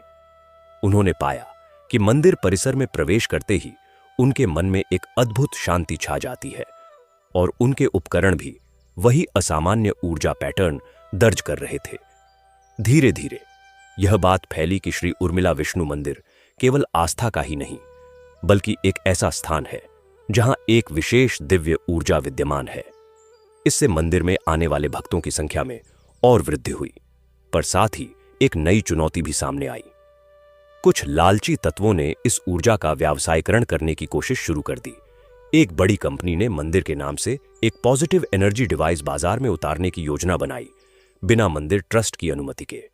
ऋषभ को जब इसकी भनक लगी तो वे चिंतित हो गए। उन्होंने तुरंत एक प्रेस कॉन्फ्रेंस बुलाई और स्पष्ट किया कि मंदिर की दिव्य ऊर्जा कोई उत्पाद नहीं है जिसे बेचा खरीदा जा सके। यह तो प्रभु की कृपा और भक्तों की सामूहिक श्रद्धा का प्रतिफल है। उन्होंने लोगों से अपील की कि वे ऐसे ठगों के चंगुल में न फंसें। साथ ही उन्होंने एक और महत्वपूर्ण कदम उठाया। मंदिर ट्रस्ट ने एक आध्यात्मिक ऊर्जा शोध परियोजना शुरू की, जिसमें निष्पक्ष वैज्ञानिकों को आमंत्रित किया गया कि वे मंदिर के वातावरण का अध्ययन करें और अपने निष्कर्ष सार्वजनिक करें। इस परियोजना में देश एक विदेश के कई प्रतिष्ठित विश्वविद्यालय शामिल हुए। महीनों के गहन अध्ययन के बाद शोधकर्ताओं ने एक रिपोर्ट प्रस्तुत की।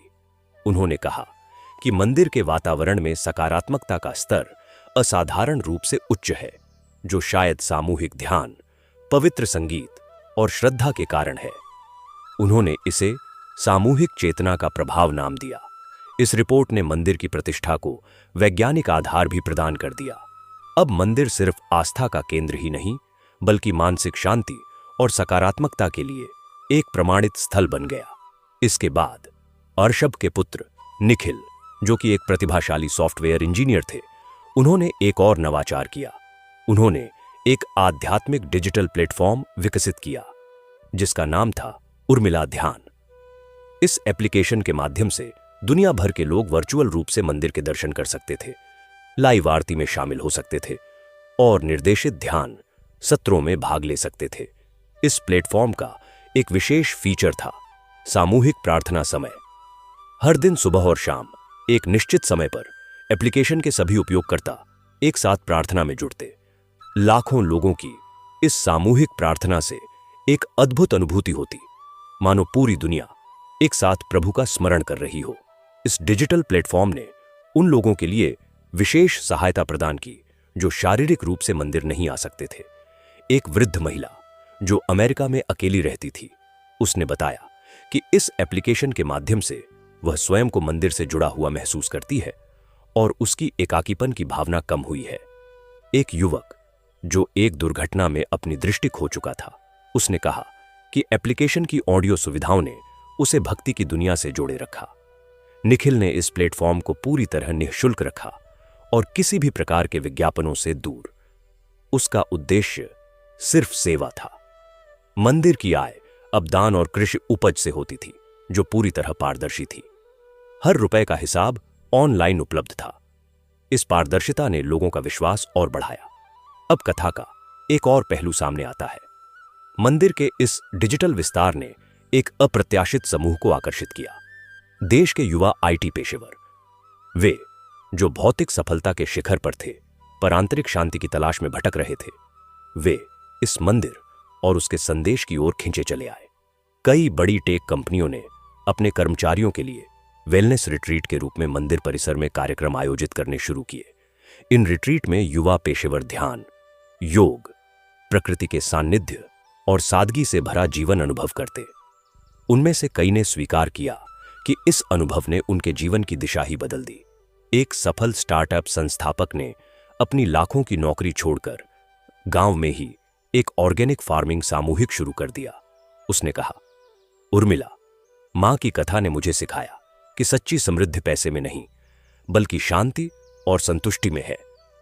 इस तरह मंदिर अब एक ऐसे आंदोलन का केंद्र बन गया जो भौतिकवाद और आध्यात्मिकता के बीच एक सेतु का काम कर रहा था।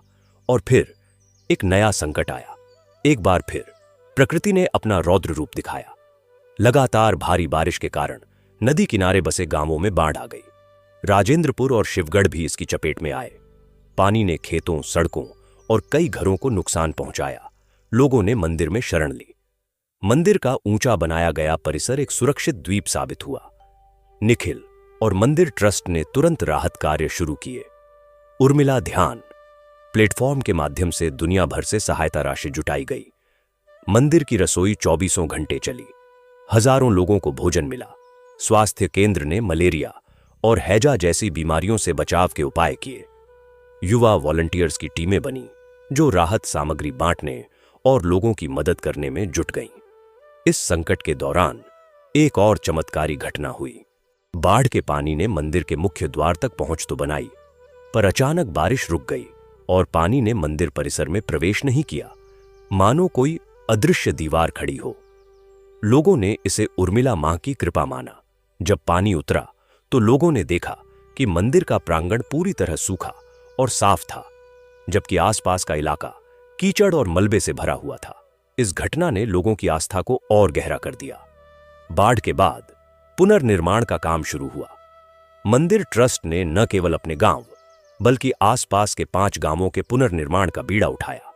वैज्ञानिकों की सलाह से इस बार घर ऊंचे चबूतरों पर बनाए गए ताकि भविष्य में बाढ़ का खतरा कम हो। नए जल निकासी तंत्र बनाए गए। किसानों को बाढ़ रोधी फसलों के बारे में जानकारी दी गई। इस पूरे प्रयास में गांव वालों ने अपूर्व एकजुटता दिखाई। सबने मिलकर काम किया, चाहे वह किसी का घर हो या मंदिर का एक कोना। यह देखकर निखिल के हृदय में एक विचार ने जन्म लिया। उसने एक ग्राम सभा परिषद का गठन किया जिसमें आसपास के 10 गांवों के प्रतिनिधि शामिल थे। इस परिषद का उद्देश्य था सामूहिक नियोजन और विकास। अब कोई भी निर्णय अकेले नहीं बल्कि सामूहिक सहमति से लिया जाता। इससे गांवों में एक नया सामाजिक ताना बाना बना जहां प्रतिस्पर्धा नहीं बल्कि सहयोग प्रमुख था। समय आगे बढ़ा। निखिल अब एक परिपक्व नेता थे। उनकी पुत्री आद्या, जो अब बड़ी हो चुकी थी, उसमें उर्मिला मां की तरह ही गहरी आध्यात्मिक रुचि थी। वह बचपन से ही मंदिर के वातावरण में रही थी और उसने संगीत और कला में विशेष योग्यता हासिल की थी। आद्या ने मंदिर की कथा को एक नए माध्यम से जोड़ा, कला के माध्यम से। उसने एक भक्ति कला उत्सव की शुरुआत की जहां देश भर के कलाकार आकर उर्मिला मां के जीवन और भक्ति पर पेंटिंग, मूर्तियां, नृत्य नाटिकाएं और संगीत रचनाएं प्रस्तुत करते। इस उत्सव ने मंदिर को एक सांस्कृतिक केंद्र के रूप में भी स्थापित कर दिया। आद्या ने ही मंदिर के प्रवेश द्वार पर एक ध्वनि और प्रकाश शो की व्यवस्था की जिसमें सायंकाल उर्मिला मां की संपूर्ण कथा को आधुनिक तकनीक के साथ प्रस्तुत किया जाता। यह शो पर्यटकों और भक्तों के लिए एक प्रमुख आकर्षण बन गया।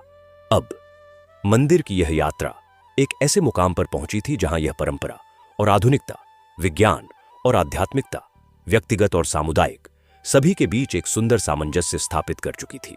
पर कथा का अंत अभी नहीं हुआ था। एक दिन मंदिर के पुराने अभिलेखागार की सफाई के दौरान एक पीतल की पेटी मिली जो एक दीवार के भीतर चिनी हुई थी। जब उसे सावधानी से खोला गया तो उसमें कुछ पुराने भुजा हुए पन्ने मिले। उन पन्नों पर हस्तलिखित नोट्स थे और उन्हें पढ़ने पर पता चला कि यह स्वयं उर्मिला मां के हाथ की लिखी हुई एक डायरी के अंश थे जो अब तक अज्ञात थे। इन अंशों में उनकी व्यक्तिगत प्रार्थनाएं संदेह के क्षण और भगवान विष्णु के प्रति उनकी गहन भावनाएं दर्ज थीं। एक जगह उन्होंने लिखा था, प्रभु, कभी कभी लगता है कि मेरी प्रार्थनाएं इन दीवारों तक ही सीमित हैं।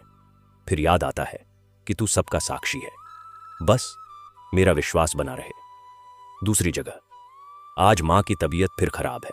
हे नाथ, उनके सभी कष्ट मुझे दे दो, पर उन्हें स्वस्थ रखो। इन पंक्तियों ने उर्मिला मां को और भी मानवीय और भी निकट बना दिया। यह स्पष्ट था कि उनकी भक्ति संघर्षों और संदेहों से गुजरी थी, पर उन्होंने कभी विश्वास नहीं छोड़ा। इन अंशों को संरक्षित करके मंदिर के संग्रहालय में प्रदर्शित किया गया। भक्त इन्हें पढ़कर रोमांचित हो उठते, क्योंकि उन्हें एहसास होता कि भक्ति का मार्ग सदा सरल नहीं होता, उसमें संघर्ष भी होते हैं, पर अंततः प्रभु की कृपा सब कुछ सहज कर देती है। और आज जब हम इस कथा को सुन रहे हैं, तब श्री उर्मिला विष्णु मंदिर एक जीवित, सांस लेती परंपरा है जो निरंतर विकसित हो रही है। यह मंदिर अब एक विश्वव्यापी समुदाय का केंद्र है, जहां भौतिक और आध्यात्मिक दुनिया एक दूसरे को पूरक करती है। उर्मिला मां की कथा अब केवल एक कथा नहीं, बल्कि एक जीवन पद्धति बन चुकी है। ईमानदारी से कर्म करो, निष्काम भाव से भक्ति करो, सबके कल्याण की कामना करो और प्रभु पर अटूट विश्वास रखो। तो भक्तों, यह कथा यहीं समाप्त नहीं होती। यह कथा तो हर उस व्यक्ति में जारी है जो कठिनाइयों में भी भगवान का नाम लेता है। यह कथा तब जारी है जब कोई मां अपने बच्चे को सच्चाई का पाठ पढ़ाती है। यह कथा तब जारी है जब कोई युवा स्वार्थ से ऊपर उठकर समाज सेवा में जुटता है। यह कथा अमर है क्योंकि भक्ति अमर है, प्रभु की कृपा अमर है। इसलिए आप भी इस कथा को अपने जीवन में उतारिए। उर्मिला मां की तरह अडिग विश्वास रखिए। सफला एकादशी का पावन व्रत करिए और अधिक सूक्ष्म होकर बहता है। जहां हमने छोड़ा था उसी पल से आगे बढ़ते हैं, जब उर्मिला मां की हस्तलिखित डायरी के अंश मिलने से पूरा मंदिर परिसर एक अपूर्व आध्यात्मिक उत्साह से भर गया था। ये वे शब्द थे जो सदियों से दीवार के भीतर दबे पड़े थे। मानो प्रभु ने यही चाहा हो कि जब समय आएगा, जब दुनिया को एक नए प्रकार के आलोक की आवश्यकता होगी, तब ये शब्द प्रकट होंगे और लोगों के हृदय में उसी आग को जलाएंगे जो उर्मिला मां के भीतर जलती थी। और देखिए, ऐसा ही हुआ। डायरी के उन पन्नों को जब संग्रहालय में विशेष स्थान दिया गया, तो लोग दूर दूर से उन्हें देखने आने लगे। पर मात्र देखना ही नहीं, वे उन शब्दों को पढ़ते, उन्हें अपने मन में उतारते और फिर एक अजीब सी शांति और शक्ति का अनुभव करते। एक युवती जो अपने जीवन में बार बार असफलताओं का सामना करके हताश हो चुकी थी, वह डायरी के सामने बैठी और पढ़ने लगी, प्रभु, कभी कभी लगता है कि मेरी प्रार्थनाएं इन दीवारों तक ही सीमित हैं। फिर याद आता है कि तू सबका साक्षी है, बस मेरा विश्वास बना रहे। इन पंक्तियों को पढ़कर उसकी आंखों में आंसू आ गए। उसे लगा जैसे उर्मिला मां सीधे उससे बात कर रही हो, उसे समझा रही हो कि संदेह और निराशा तो आती रहती है, पर विश्वास का दीपक नहीं बुझने देना। उस युवती ने मन ही मन प्रण किया कि वह भी हार नहीं मानेगी, और कुछ ही महीनों बाद उसे एक अच्छी नौकरी मिल गई। उसने कहा कि यह उर्मिला मां का आशीर्वाद था। ऐसी ही अनगिनत घटनाएं हुईं। डायरी के उन अंशों ने मंदिर को एक नई ऊर्जा दी, एक नई गहराई दी। अब मंदिर सिर्फ एक तीर्थ स्थल नहीं रह गया था, बल्कि एक जीवंत पांडुलिपि बन गया था, जिसका हर पन्ना, हर कोना, हर पत्थर एक कहानी कहता था। और फिर आद्या, जिसने भक्ति कला उत्सव शुरू किया था, उसने एक नया प्रयोग किया। उसने डायरी के उन अंशों को आधार बनाकर एक बहुमाध्यम कला प्रदर्शनी का आयोजन किया। एक ओर जहां चित्रकारों ने उन शब्दों से प्रेरित होकर अद्भुत चित्र बनाए, वहीं मूर्तिकारों ने संगमरमर में उर्मिला मां के जीवन के विभिन्न पलों को उकेरा। संगीतकारों ने डायरी की पंक्तियों को स्वर दे और नृत्यांगनाओं ने उन भावनाओं को नृत्य के माध्यम से व्यक्त किया। यह प्रदर्शनी केवल मंदिर परिसर तक सीमित नहीं रही, बल्कि इसे देश के विभिन्न महानगरों में ले जाया गया। इससे उर्मिला मां का संदेश उन लोगों तक भी पहुंचा जो शायद कभी मंदिर नहीं आ पाते। एक बड़े शहर में यह प्रदर्शनी लगी तो वहां के एक प्रसिद्ध मनोवैज्ञानिक डॉक्टर विक्रम सिन्हा भी देखने आए। वे आध्यात्मिकता को एक मनोवैज्ञानिक घटना मानते थे, पर उर्मिला मां की डायरी और उस पर आधारित कला ने उन्हें झकझोर दिया। उन्होंने महसूस किया कि यहां कुछ ऐसा है जो सिर्फ मनोविज्ञान के दायरे से बाहर है। उनकी जिज्ञासा जागी और वे स्वयं मंदिर आए। यहां आकर उन्होंने न केवल मंदिर के वातावरण को बल्कि यहां के लोगों की आस्था को नजदीक से देखा। उन्होंने निखिल से अनुरोध किया कि क्या वे यहां रहकर एक शोध कर सकते हैं कि कैसे एक व्यक्ति की गहन भक्ति और उसकी विरासत समुदाय के मानसिक स्वास्थ्य और सामाजिक सद्भाव को प्रभावित करती है। निखिल ने हर्ष से स्वीकार किया। डॉक्टर विक्रम ने अगले 6 महीने गांव में बिताए। वे लोगों से बातचीत करते, उनके जीवन के अनुभव सुनते, मंदिर की गतिविधियों में भाग लेते। उनकी शोध का केंद्र बिंदु था सामूहिक आस्था और सामाजिक लचीलापन। उन्होंने पाया कि इस गांव के लोगों में तनाव का स्तर बेहद कम था, सामाजिक एकजुटता अद्भुत थी और संकट के समय में वे अविश्वसनीय रूप से लचीले और सहयोगी थे। उन्होंने इसका श्रेय उस साझा विश्वास प्रणाली को दिया जो उर्मिला मां की कथा और मंदिर के इर्द गिर्द बुनी गई थी। उनकी शोध रिपोर्ट ने अंतर्राष्ट्रीय स्तर पर सुर्खियां बटोरी।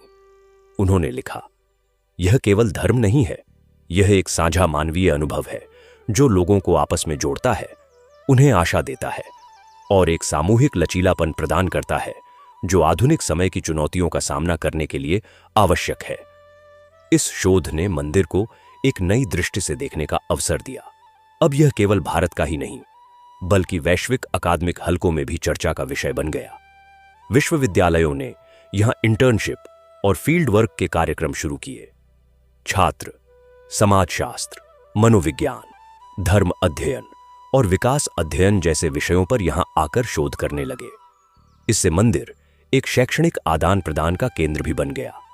पर इन सब के बीच एक नई चिंता ने सिर उठाया।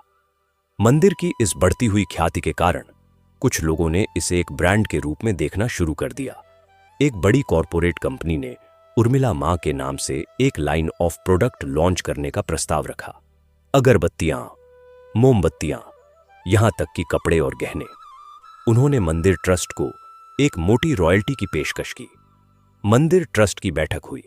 निखिल, आद्या और अन्य सदस्य गहन विचार विमर्श में डूब गए।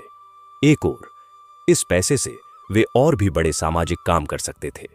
दूसरी ओर क्या यह उर्मिला मां की सादगी और निस्वार्थ भक्ति के सिद्धांतों के विरुद्ध नहीं होगा?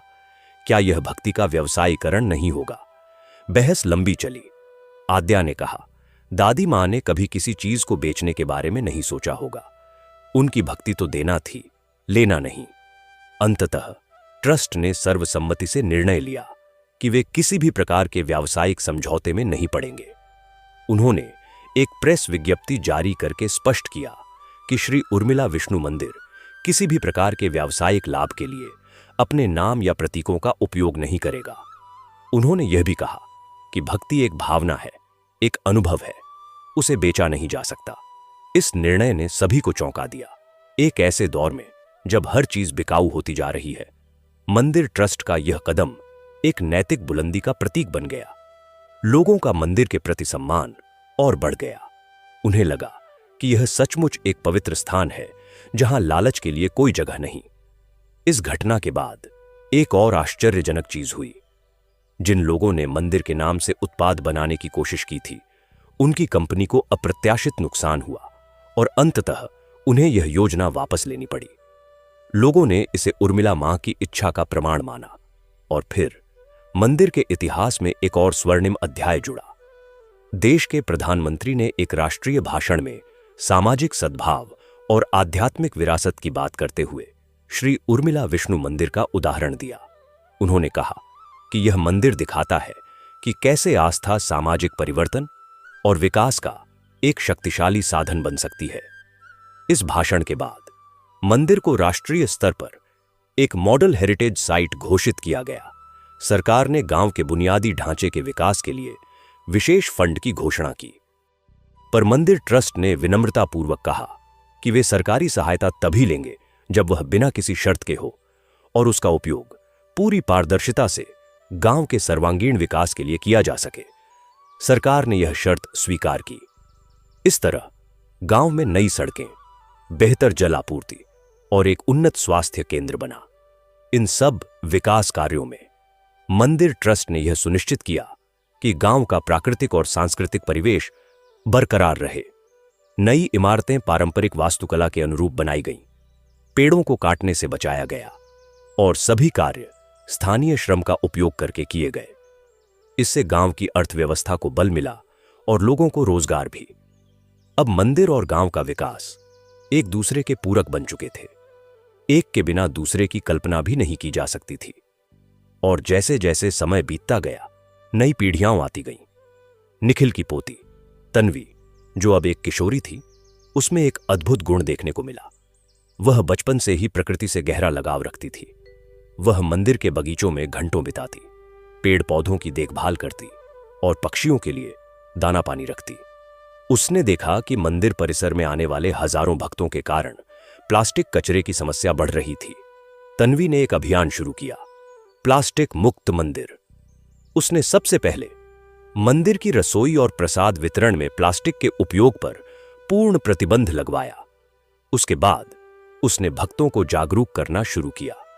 उसने सुंदर कपड़े के थैले बनवाए जिन पर श्री उर्मिला विष्णु मंदिर, प्रकृति रक्षा हमारा धर्म लिखा होता और भक्तों को उन्हें उपयोग करने के लिए प्रेरित किया। उसने मंदिर परिसर में कई कचरा पृथक्करण केंद्र स्थापित किए और कंपोस्टिंग की व्यवस्था की। तन्वी का यह अभियान इतना सफल रहा कि कुछ ही महीनों में मंदिर पूरी तरह से प्लास्टिक मुक्त हो गया। यह खबर अखबारों और टीवी चैनलों तक पहुंची। तन्वी को पर्यावरण संरक्षण के लिए एक राष्ट्रीय पुरस्कार से सम्मानित किया गया। उसने अपने भाषण में कहा, उर्मिला, मां ने हमें प्रकृति और प्राणिमात्र से प्रेम करना सिखाया। मैंने बस उनकी शिक्षा को आगे बढ़ाया है। तन्वी के इस कदम ने देश भर के हजारों मंदिरों और धार्मिक स्थलों को प्रेरणा दी। कई जगहों ने इस मॉडल को अपनाया और प्लास्टिक मुक्त होने की दिशा में काम शुरू किया। इस तरह उर्मिला मां की भक्ति अब पर्यावरण रक्षा के एक वैश्विक आंदोलन से जुड़ गई। और फिर मंदिर के सामने एक नई चुनौती आई, जो इस समय की सबसे बड़ी वैश्विक चुनौती थी, एक महामारी। एक ऐसा विषाणु फैला जिसने पूरी दुनिया को थाम लिया। लॉकडाउन लग गए, यात्राएं रुक गईं, लोग अपने अपने घरों में कैद हो गए। मंदिर भी आम भक्तों के लिए बंद करना पड़ा। पर क्या भक्ति, क्या सेवा, क्या उर्मिला मां का आशीर्वाद कभी बंद हो सकता है? नहीं। मंदिर ट्रस्ट ने तुरंत अपनी रणनीति बदली। उर्मिला ध्यान डिजिटल प्लेटफॉर्म और अधिक सक्रिय हो गया। अब प्रतिदिन सुबह, दोपहर और शाम 3 बार लाइव आरती और प्रवचन होने लगे। लाखों लोग अपने घरों में बैठकर इनसे जुड़ते। मंदिर की रसोई ने अपना काम और तेज कर दिया। अब वह सिर्फ मंदिर आने वालों के लिए नहीं, बल्कि पूरे गांव और आसपास के इलाकों के जरूरतमंद लोगों, बुजुर्गों और अकेले रह रहे लोगों के लिए भोजन पहुंचाने लगी। युवा वॉलंटियर्स सभी सुरक्षा नियमों का पालन करते हुए घर घर जाकर भोजन के पैकेट वितरित करते। मंदिर के स्वास्थ्य केंद्र ने कोविड के लक्षणों की जांच और सलाह देने का काम शुरू किया। जब वैक्सीन आई तो मंदिर परिसर में एक टीकाकरण केंद्र स्थापित किया गया। लोगों ने देखा कि इस कठिन समय में भी मंदिर एक स्तंभ की तरह खड़ा था, लोगों को आशा और सहारा दे रहा था। और तब एक चमत्कारी बात हुई। इस गांव और आसपास के इलाकों में कोविड का प्रसार बहुत कम रहा और जिन्हें हुआ भी वे जल्दी ठीक हो गए। डॉक्टरों ने इसे अच्छे स्वास्थ्य सुविधाओं, लोगों की सामुदायिक जागरूकता और बेहतर पोषण का परिणाम बताया। पर भक्तों की आस्था थी कि यह उर्मिला मां और भगवान विष्णु की कृपा का प्रताप था। महामारी के दौरान मंदिर ने एक और नया काम शुरू किया, मानसिक स्वास्थ्य हेल्पलाइन। लॉकडाउन और अलगाव के कारण बहुत से लोग तनाव और अवसाद से जूझ रहे थे। मंदिर के प्रशिक्षित परामर्शदाता और धर्मगुरु फोन पर लोगों की बात सुनते, उन्हें धैर्य बंधाते और आध्यात्मिक मार्गदर्शन देते। इस हेल्पलाइन ने हजारों लोगों को मानसिक संतुलन बनाए रखने में मदद की। एक वृद्ध दंपत्ति जिनके बच्चे विदेश में थे और वे अकेले रह रहे थे, उन्होंने कहा, इस हेल्पलाइन ने हमें अकेलापन महसूस नहीं होने दिया। हमें लगता था कि उर्मिला मां हमारे साथ हैं। जब महामारी कम हुई और मंदिर फिर से खुला तो भक्तों का सैलाब उमड़ पड़ा। ऐसा लग रहा था जैसे हर कोई अपनी कृतज्ञता व्यक्त करने आया हो। मंदिर का प्रांगण फूलों और दीपों से भर गया और फिर एक नया सपना देखा गया। तन्वी, जो अब एक युवा महिला बन चुकी थी, उसने एक विश्वविद्यालय में पर्यावरण विज्ञान की पढ़ाई की थी। उसने मंदिर ट्रस्ट के सामने एक प्रस्ताव रखा, उर्मिला ग्रीन विलेज प्रोजेक्ट। इस प्रोजेक्ट का लक्ष्य था कि न केवल राजेंद्रपुर और शिवगढ़, बल्कि पूरे जिले के गांवों को 100% ऑर्गेनिक और आत्मनिर्भर बनाया जाए। सौर ऊर्जा, वर्षा जल संचयन, जैविक कृषि और कचरा प्रबंधन को एक समग्र मॉडल में ढाला जाए। ट्रस्ट ने इस प्रोजेक्ट को हरी झंडी दे दी। तन्वी ने अथक परिश्रम किया। उसने गांव वालों को प्रशिक्षित किया, सरकारी और गैर सरकारी संगठनों से सहयोग लिया और एक के बाद एक गांव को इस मॉडल में शामिल किया। 5 साल के भीतर पूरा जिला एक मॉडल ग्रीन जिला बन गया, जिसकी चर्चा अंतर्राष्ट्रीय स्तर पर हुई। संयुक्त राष्ट्र के एक पर्यावरण कार्यक्रम ने इसे एक केस स्टडी के रूप में शामिल किया और इस सब के केंद्र में था श्री उर्मिला विष्णु मंदिर। अब मंदिर केवल भारत का ही नहीं, बल्कि पूरी मानवता की एक आशा की किरण बन चुका था। यह दिखा रहा था कि कैसे आस्था, विज्ञान, समाज सेवा और पर्यावरण प्रेम मिलकर एक बेहतर दुनिया का निर्माण कर सकते हैं। और कथा यहीं नहीं रुकती। अब हम एक और पीढ़ी आगे बढ़ते हैं। तन्वी की बेटी आर्चा, जो एक कंप्यूटर प्रोग्रामर थी, उसने कृत्रिम बुद्धिमत्ता और आध्यात्मिकता के संगम पर काम शुरू किया। उसने एक एआई आधारित सिस्टम विकसित किया जो उर्मिला मां की शिक्षाओं और भगवान विष्णु के सिद्धांतों के आधार पर लोगों के प्रश्नों का उत्तर दे सकता था। पर यह सिस्टम सिर्फ जवाब देने तक सीमित नहीं था। यह व्यक्ति की भावनात्मक स्थिति को समझकर उसे उचित आध्यात्मिक मार्गदर्शन